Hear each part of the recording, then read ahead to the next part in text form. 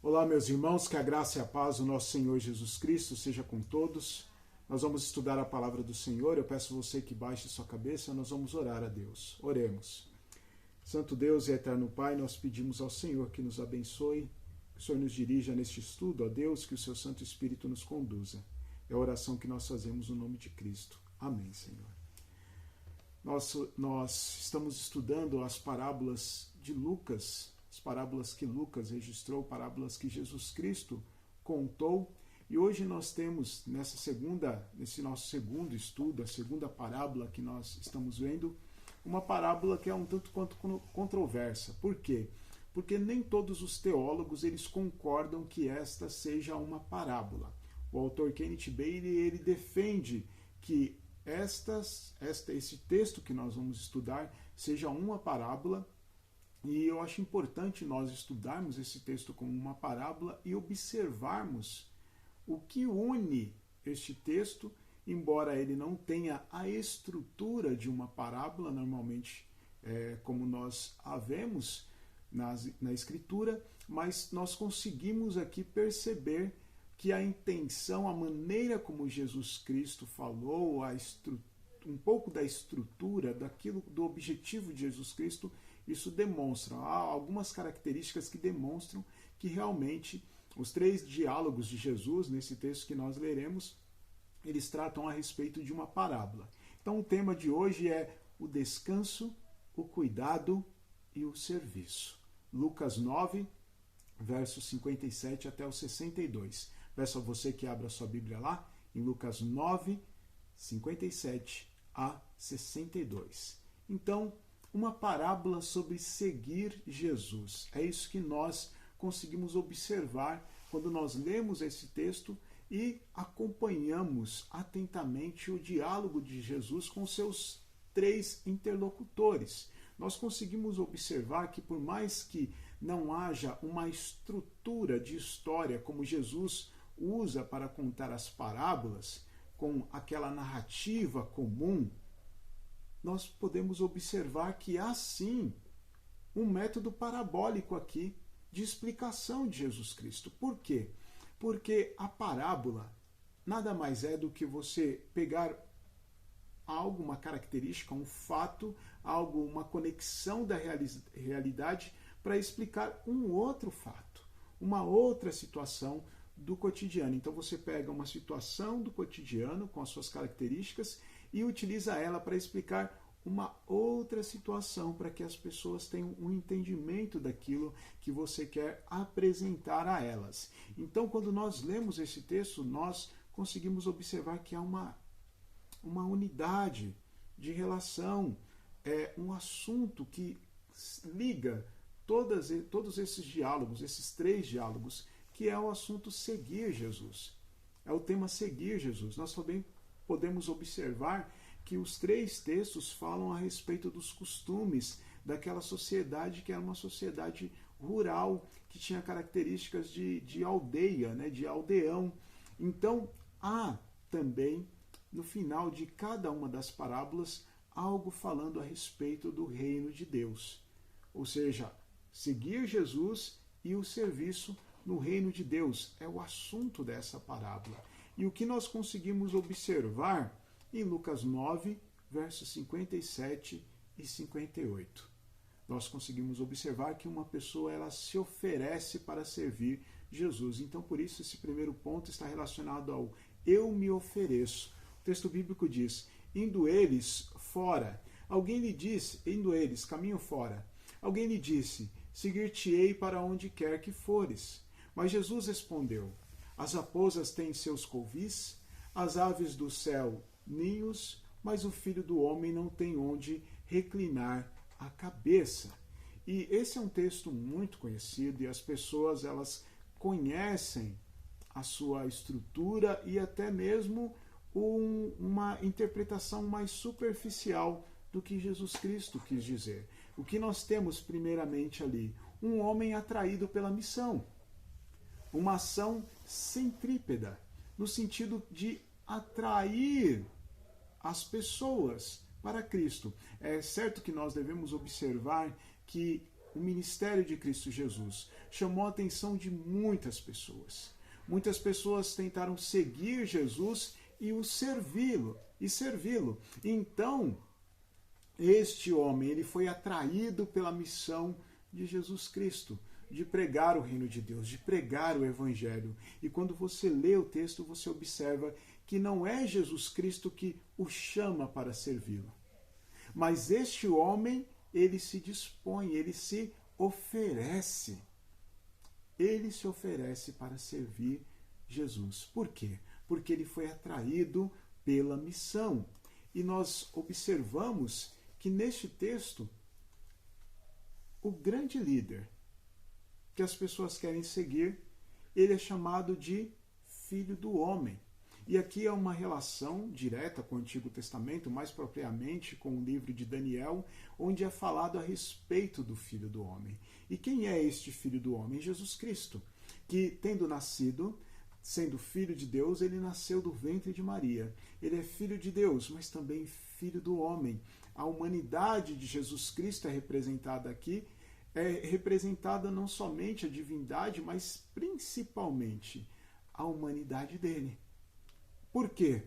Porque aquela pessoa que ficou atraída pela missão de Jesus, que ficou ali entusiasmada com a possibilidade de servir o reino de Deus, servir a Cristo, ele tem que observar que o grande líder, ele tem uma conexão direta com a humanidade.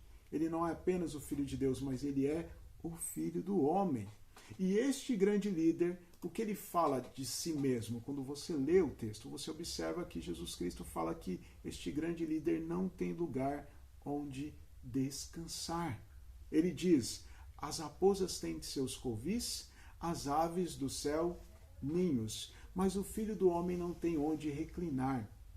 A interpretação mais superficial deste texto está relacionado ao fato de que Jesus Cristo está dizendo que ele abdicou de todas as coisas, das suas posses, dos seus direitos, para pregar, para anunciar o reino de Deus.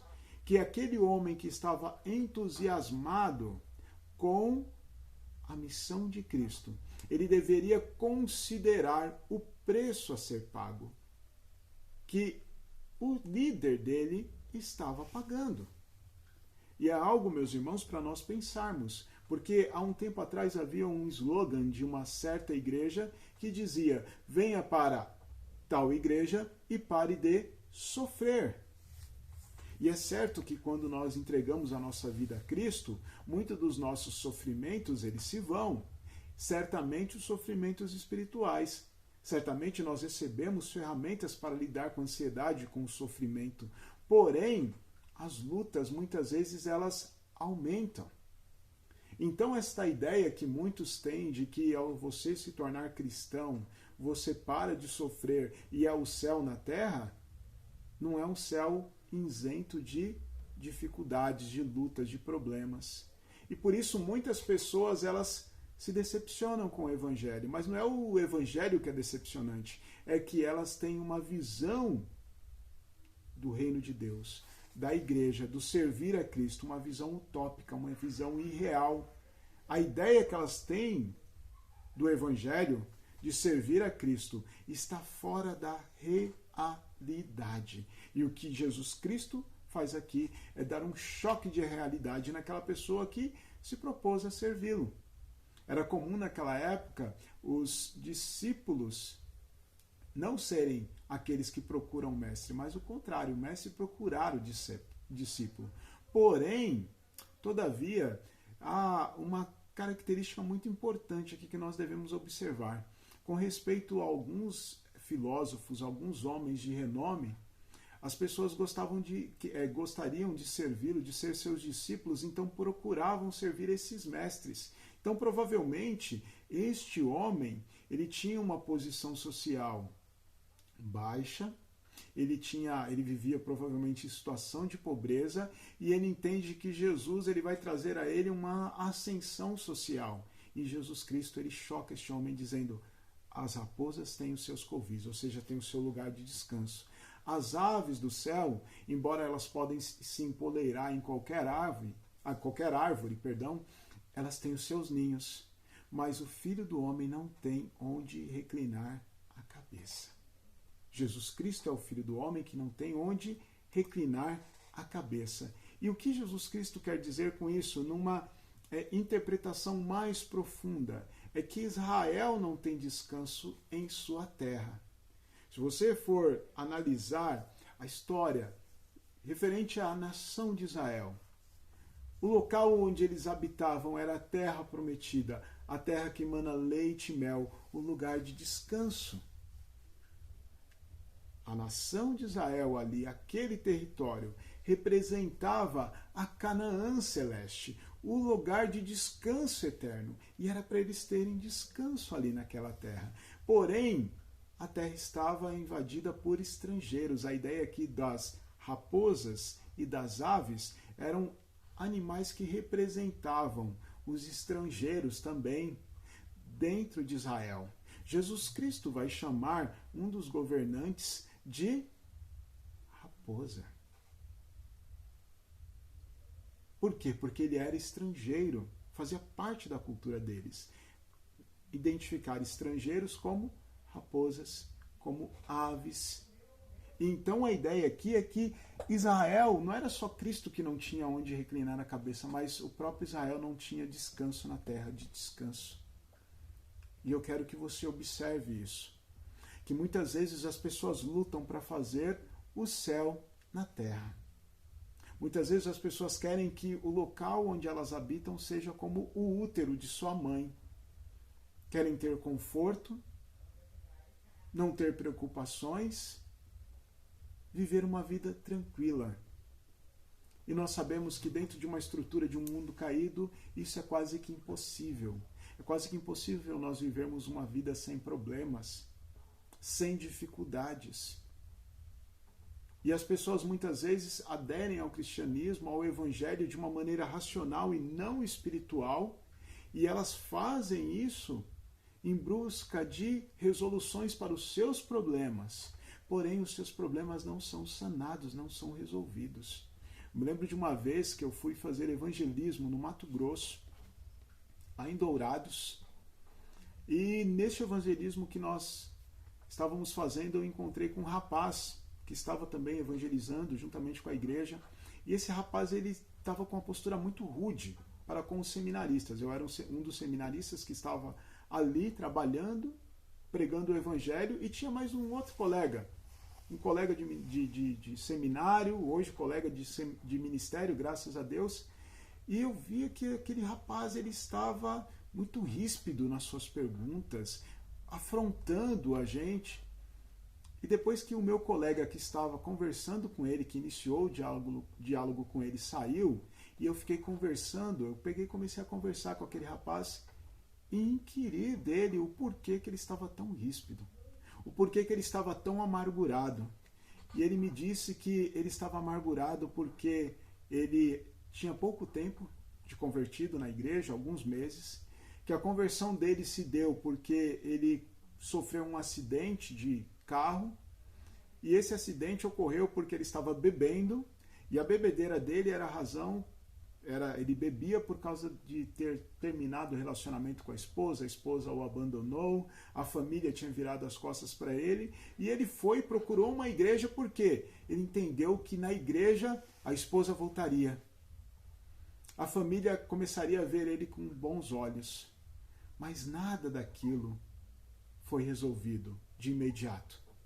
E ele já estava se decepcionando com a igreja. Mas a decepção dele não era com a igreja, não era com o evangelho. Não era porque o evangelho não era eficaz. É porque ele não entendeu a proposta do evangelho. Cristo disse que ele não tinha lugar de descanso. Que Israel não tinha lugar de descanso. Ele disse, em suma, que a nossa vida é uma vida de lutas, de dificuldades, que muitas vezes você busca uma igreja, você está numa igreja, e aqueles problemas que você gostaria que fossem resolvidos, eles não são resolvidos. Talvez a pessoa morra tendo que tratar daqueles problemas, morra sem ver o fim, sem ver a resolução daquele problema. Porém, O Evangelho nos dá ferramentas para lidar com as nossas frustrações, com as nossas ansiedades. O Evangelho nos apresenta o presente em Cristo Jesus.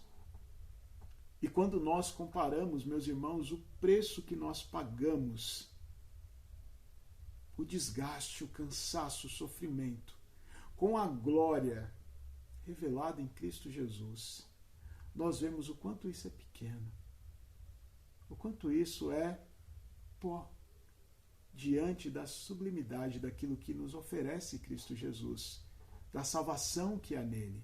Portanto, Cristo, ele fala com aquele rapaz a respeito daquilo que ele deveria considerar a seguir Jesus. Não siga Jesus por um mero consentimento racional, que você tenha certeza da salvação em Cristo. Em geral, eram os discípulos que buscavam os próprios mestres. Alguns filósofos radicais, que se abstinham de manter posses, tentavam repelir candidatos a discípulos, fazendo exigências enormes. O propósito era testá-los e manter os mais dignos. Jesus havia praticamente abandonado o próprio lar para fazer suas viagens e dependia completamente da hospitalidade e do apoio dos outros. O que Jesus estava exigindo dos seus seguidores nada mais era o que ele estava vivendo na própria pele. Jesus não era um líder de uma mega igreja, um homem no topo de uma pirâmide, sendo sustentado por muitas pessoas incultas, inocentes, sem discernimento. Jesus Cristo era e é o grande líder que deixava muito claro o preço que deve ser pago e que será pago por aqueles que querem segui-lo. Jesus era o exemplo de abnegação e ele espera dos seus servos o mesmo. Mas há, nesses diálogos, um segundo exemplo aqui, e é o exemplo de uma pessoa que não se propôs a seguir Jesus. Jesus foi quem a chamou. Por isso, no verso 59, o verso 60, e perdão aqui que está faltando aqui o zero do verso 60, mas o que nós temos aqui é: eu te chamo. Jesus Cristo, ele chama aquelas pessoas. E o que nós podemos ver no verso 59 e 60? O que nós podemos ler?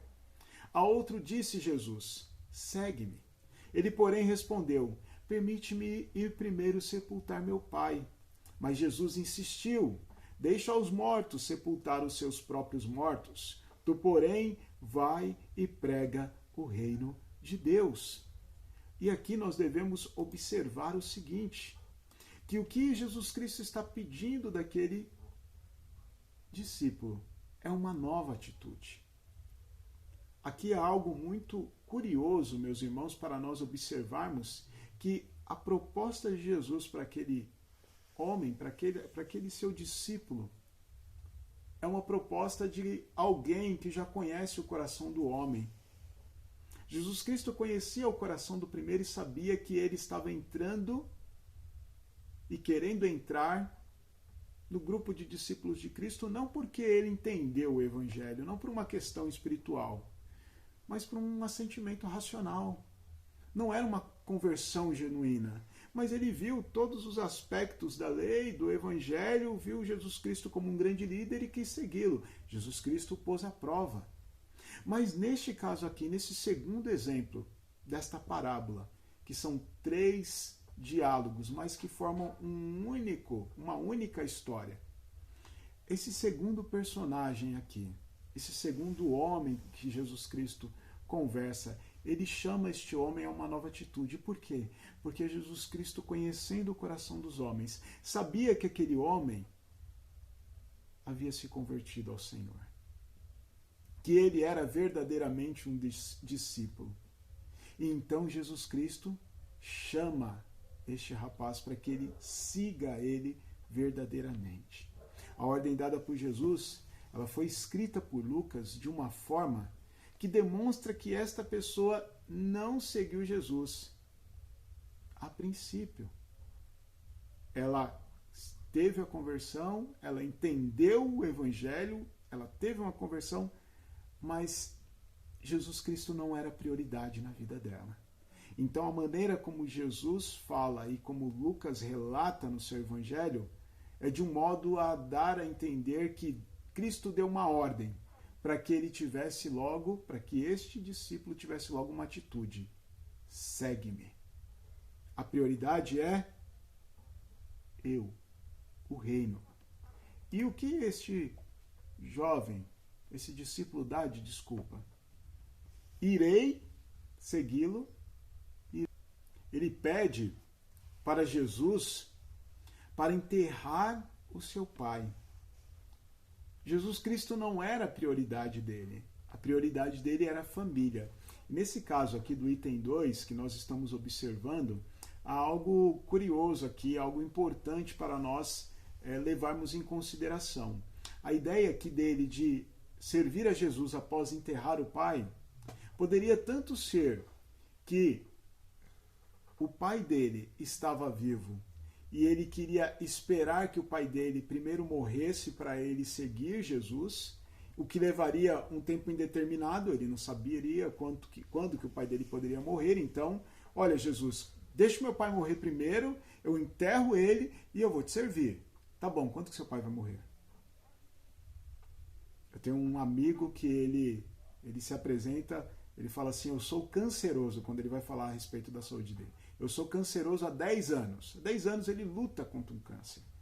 E muitas vezes o diagnóstico do médico é: olha, em 6 meses você vai falecer. Desengana a família. E muitas vezes a pessoa está ali, vivendo anos, lutando contra aquela enfermidade. Se você for esperar enterrar o seu pai, tempo indeterminado. A gente não sabe quando que você vai querer servir a Jesus. Mas há também uma outra conjectura a respeito disso. Que quando ele falou, deixa-me primeiro enterrar o meu pai, é que naquela época havia um costume muito curioso, muito interessante. Que quando o pai morria, ele era enterrado, e após 1 ano do enterro do pai, o corpo era exumado, um tipo de exumação. Era retirado os ossos daquela cova, porque era o corpo enterrado na terra. Então, os ossos, que já estavam sem nada de carne, de tendão, ele era retirado e era feito um segundo enterro. Então era também provável que estes jovens estavam falando a respeito disso. O pai dele já havia morrido, ele havia enterrado o pai dele, e ele está falando desse segundo enterro. Então deixa primeiro eu enterrar o meu pai. Ou seja, meu pai já morreu, eu enterrei ele, vou esperar mais 1 ano para exumar os ossos dele. Depois desse 1 ano, eu sirvo você, Jesus. Eu te sigo. É curioso nós olharmos que este jovem ele não tinha uma visão correta. Ele abraçou o Evangelho, ele queria seguir Jesus. E Jesus o chamou, segue-me. Porém, o reino de Deus não era prioridade para ele. E esse é o terceiro item que nós podemos observar nesse segundo diálogo. Que Jesus Cristo fala, a prioridade é o reino. É o reino de Deus. Ele estava preocupado com o quê? Com as obrigações familiares. E Jesus Cristo fala, não, deixa suas obrigações familiares para lá. Eu sou a prioridade, o reino é a prioridade.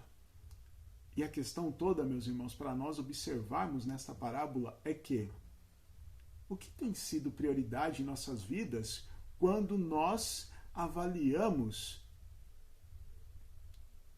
seguir a Cristo Jesus? E aqui é importante nós fazermos uma distinção entre aquilo que nós achamos que é seguir a Cristo e aquilo que verdadeiramente é seguir a Cristo. Porque muitas vezes nós achamos que seguir a Cristo, de ter o reino de Deus como prioridade, é estar dentro da igreja. É participar de todas as programações. Isso faz parte de servir e seguir a Cristo. Porém, não é o principal. O principal é nós vivermos para Jesus como prioridade em nossas vidas. em todos os momentos, honrando a Cristo com as nossas vidas, servindo a Cristo não somente dentro da igreja, mas nos nossos lares. Eu creio que a pandemia, essa pandemia do Covid-19, ela veio para aflorar cada vez mais o que há no nosso interior com respeito a todas as coisas e principalmente a religião cristã. Aquilo que nós cremos. Aquele que é um crente nominal, que só é crente em Jesus Cristo na igreja, certamente não está sendo no seu lar no tempo de pandemia. É só você avaliar quantos dias você já está sem ler a Bíblia. Quanto tempo você está sem orar a Deus? Cristo é prioridade na sua vida. Pensar nas coisas do reino de Deus tem sido prioridade. Nesses tempos de pandemia, você tem pensado mais nos seus problemas e nas suas dificuldades, ou você tem olhado para fora e pensado nos problemas espirituais das pessoas? Jesus Cristo está chamando aquele jovem para pregar o reino de Deus, para anunciar o reino de Deus. E é curioso que ele fala: deixe para os mortos enterrar os seus mortos. E qual é a ideia que traz esta fala de Jesus? A ideia é que aqueles que não se entregaram a Cristo estão mortos espirituais. Aqueles que vivem segundo os ritos do Antigo Testamento e não entendem que Cristo é o cumprimento de toda a lei. E o fato de nós amá-lo, nós amarmos a Ele, de nós servirmos a Ele, já demonstra que nós estamos cumprindo a lei, e nós cumprimos agora e fazemos o que devemos na lei por amor a Cristo. Mas muitas vezes as pessoas estão presas a uma rotina, a uma ideia falsa do que é ser cristão. Este jovem, ele não entendeu que aqueles que não têm a Cristo, eles são homens seguindo regras de homens, leis de homens, prioridades dos homens, e que se a prioridade da vida dessas pessoas não é Cristo, eles estão mortos. Então deixe os mortos enterrar os seus mortos. Mas aquele que se entregou a Jesus Cristo, ele tem uma prioridade na sua vida, que é Cristo Jesus. Por isso que na escala de prioridades da nossa vida, temos primeiro Deus, e Deus está ali, o Pai, o Filho e o Espírito Santo, a família e a igreja. E aí você pode perguntar: mas pastor, Deus e a igreja não é a mesma coisa? Não, não é. Porque as atividades da igreja, muitas vezes, não são atividades que têm o foco realmente daquilo que é servir a Cristo. Às vezes é um mero ativismo, um mero entretenimento de pessoas que não têm outras coisas para se fazer. É por isso que quando nós comparamos a frequência das pessoas à igreja, quando você não tem numa cidade um cinema, um parque, esta frequência é maior do que quando você tem vários tipos de entretenimento nessa cidade.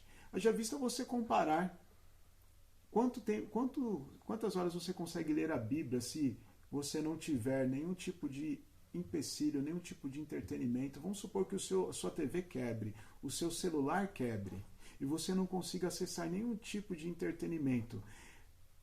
Você tem a Bíblia para ler.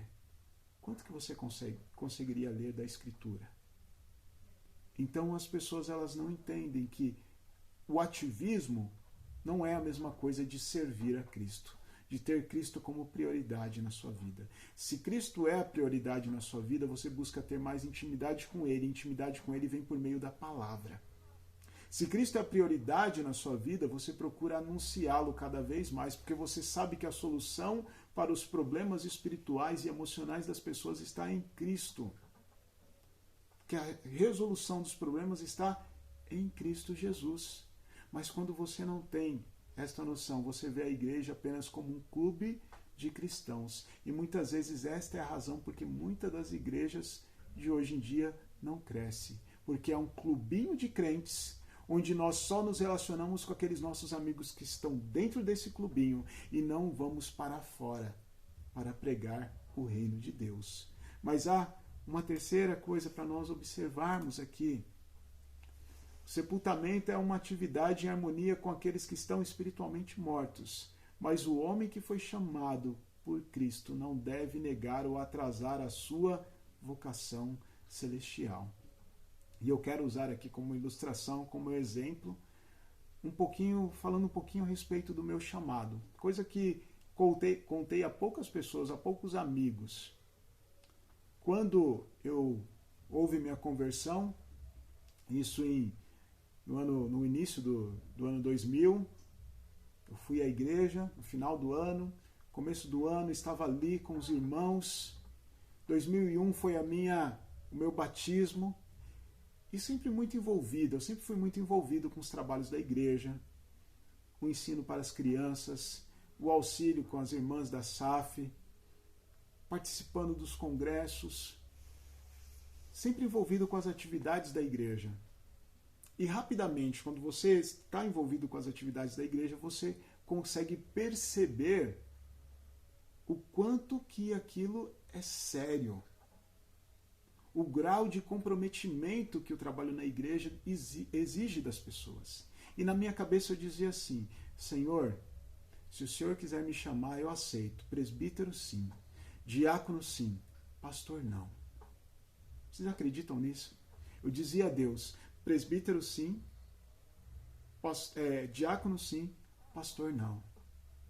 E passado algum tempo, Deus usou a vida de um pastor para que esse pastor chegasse em mim e dissesse assim: olha, você pode ter qualquer profissão nessa vida, mas nenhuma delas vai ser como aquela que Deus chamou você para realizar.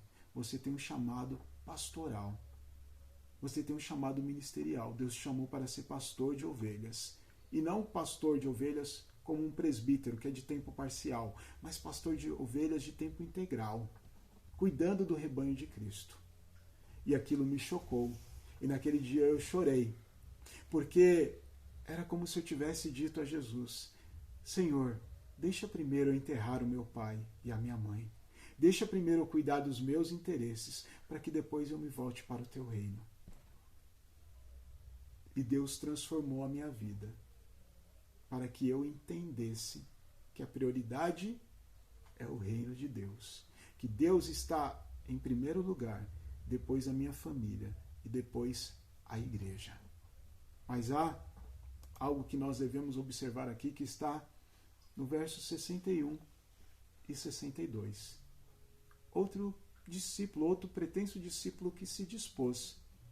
O primeiro foi e disse: eu me ofereço, eu vou te seguir. E o outro se dispôs também.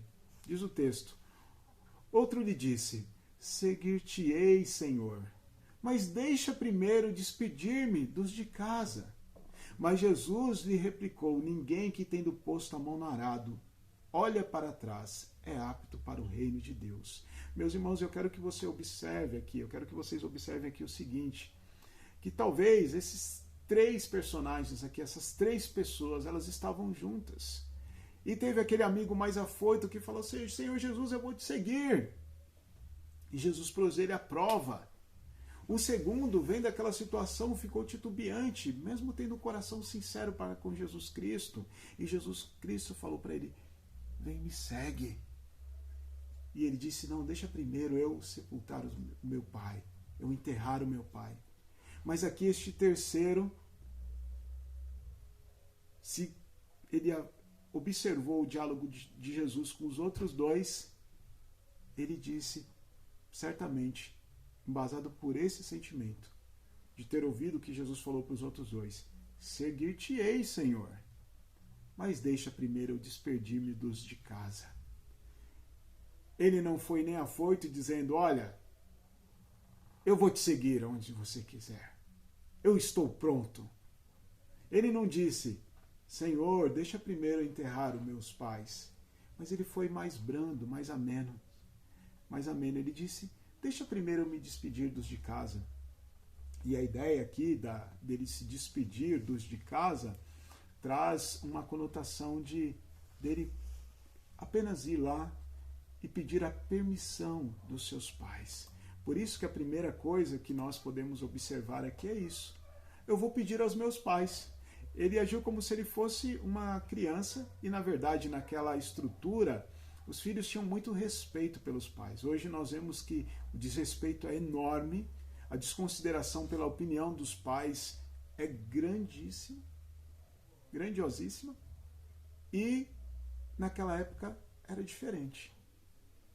E este discípulo de Jesus, o que ele está dizendo quando ele fala assim: deixa-me primeiro despedir-me dos de casa, é que ele queria a permissão dos seus pais, dos seus progenitores, para seguir Jesus. Pai, posso ir com Jesus? Ele me chamou para servi-lo. E eu quero que você aqui se lembre que servir a Jesus naquela época era você abandonar a sua família, era você ir para outras cidades e acompanhá-lo onde quer que ele estivesse. Então Jesus, ele responde a ele: você não sabe o que é servir. Porque ninguém que tendo posto a mão no arado e olha para trás. A ideia aqui é que quem colocava a mão no arado, ele não podia desviar o olhar. E o que Jesus apresenta para eles é: você foi reprovado. Porque, por mais que você tenha o desejo de me seguir, você não está com a intenção correta nisso. Era preciso manter os olhos no caminho do arado para impedir que o sulco ficasse torto. Então o arado era uma ferramenta, um instrumento que era usado para mexer a terra. Hoje nós temos várias tecnologias, então quem trabalha na roça, quem trabalha com agricultura, sabe os avanços tecnológicos, como que arar a terra ficou tão fácil. Meu pai, que era tratorista aqui no interior de São Paulo, ele era conhecido na região dele por ser uma pessoa que trabalhava muito bem em arar a terra. E ele mesmo fala que gostava muito de fazer isso. Mas naquela época era usado juntas de bois. O arado era feito de madeira. Porém, para você arar a terra, você tinha que manter o olho firme e o braço firme, para que não saísse torto os sulcos, aquela abertura que era feita na terra.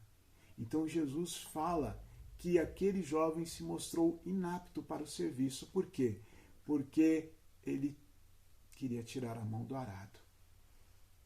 Ele não entendeu o que era servir. É curioso que, diferentemente deste jovem, nós vemos na Escritura que houve um jovem que teve a possibilidade de se despedir dos seus pais. O profeta Eliseu, depois que Elias passou a capa por cima dele, ele pediu a Elias: então deixa-me beijar a meu pai e a minha mãe, e então eu te seguirei. E Elias responde a ele: vai e volta, pois já sabes o que eu fiz contigo. Voltou Eliseu de seguir a Elias, tomou a junta de bois e os imolou.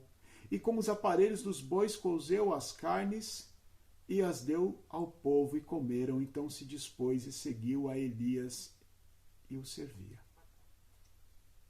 Aqui, Eliseu ele faz um banquete.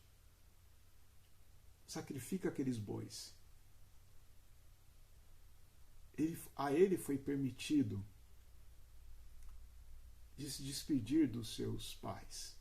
Mas eu quero que você observe que há uma diferença entre aquele que foi chamado para ser profeta no Antigo Testamento.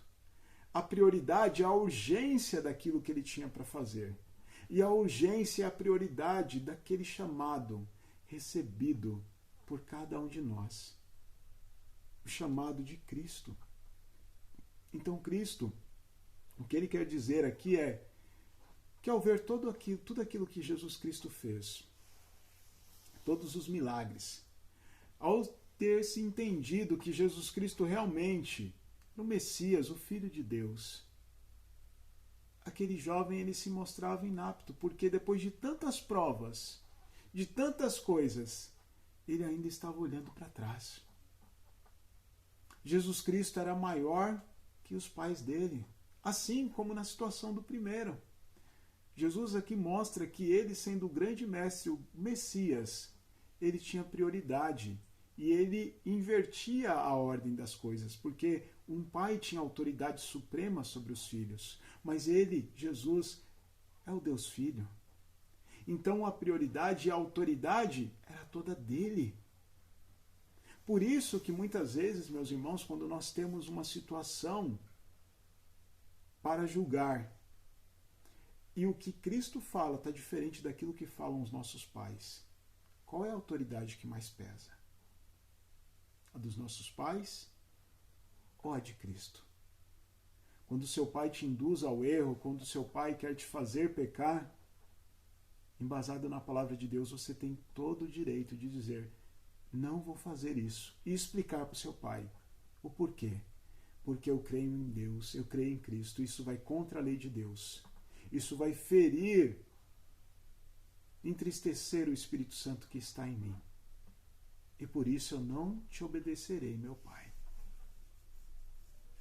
No país em que nós vivemos, é difícil nós vermos situações como essa. Mas quando nós olhamos para fora do nosso país, ainda mais em contextos onde as pessoas que se dedicam a servir a Cristo o faz diante da rejeição de seus familiares. Aí nós conseguimos entender, meus irmãos, o que é isso. O que é você renegar a sua família para servir a Jesus. Me lembro do pastor que foi o pastor, meu primeiro pastor na igreja presbiteriana, o que me batizou a mim e minha irmã, que ele, ao se converter a Jesus, foi expulso de casa. A prioridade na vida dele, ele sempre disse isso, foi Cristo Jesus. E nós devemos observar qual é a nossa prioridade. Nós observamos aqui a respeito do descanso, do cuidado e do serviço. Nessa parábola aqui não é uma parábola, uma história como Jesus Cristo comumente contava as suas histórias, mas é sim uma história que tem aquela estrutura de parábola, pegar elementos do cotidiano de uma pessoa para ilustrar algo real, para trazer um ensino àquela pessoa. E quando nós pensamos a respeito do descanso, nós devemos observar que para aqueles que querem servir a Jesus Cristo não há sossego. Não existe férias para o cristão. Não existe férias cristã. Você nunca vai pegar e dizer: eu peguei férias de Jesus. Eu peguei férias de Cristo. Você pode sim estar num contexto onde você não consegue frequentar a igreja.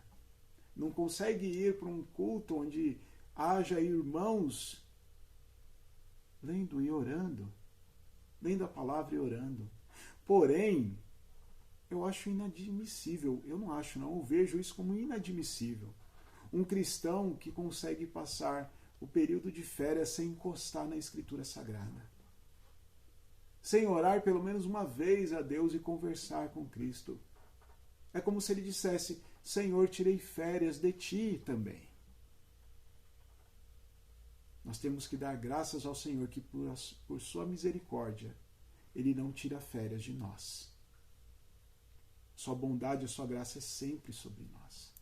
Quando nós pensamos no cuidado, os cuidados do dia a dia, eles não podem superar aquilo que Deus pede de nós. Não podemos dar o resto para Deus. Quando nós falamos no serviço, nós devemos pensar, meus irmãos, que nós não fomos chamados para olhar para trás, para ter outras prioridades. Nós somos chamados para servir o Rei dos Reis, Jesus Cristo. Então, aplicando isso às nossas vidas, perguntas que nós devemos fazer a nós, coisas que nós devemos entender com relação a este ensino. O que tem maior autoridade que Jesus na sua vida? Você já parou para se perguntar? E aqui a minha fala, eu quero que os casados pensem muito bem. Não vai dizer que é só a mulher que manda em você mais do que Jesus, tá bom? Pensa bem. Mas quem é a maior autoridade na sua vida? É o seu chefe? São os seus filhos, o seu cônjuge? Quem é que tem autoridade maior na sua vida? O que podemos usar como desculpa para não servir? Qual é a sua desculpa? Eu não vou servir. Por quê? Porque minha prioridade agora é essa. Primeiro eu quero ser um multimilionário para depois servir a Cristo. E deixamos a casa de Deus às traças. E aqui eu falo casa de Deus, mas a ideia que eu quero trazer para você é: deixamos aquilo que nós devemos fazer de lado. Que é o quê? Falar sobre a vida, sobre Jesus Cristo, sobre a vida que nós recebemos nele, para aqueles que não têm vida. Deixe que os mortos se preocupem com as coisas de morto, com as coisas dessa terra. Nós temos um reino para anunciar, um Deus bendito para louvar. Obedecer a Jesus também é proclamar o reino. E eu quero que diante desse estudo você esteja refletindo a respeito do compromisso que você assumiu com Cristo. E a pergunta que eu deixo para você é a seguinte: você se lembra do dia do seu batismo? Você se recorda do compromisso que assumiu com Cristo naquele dia? Você deveria se lembrar dele todos os dias. Lembrar da data, de como foi e do compromisso que você assumiu.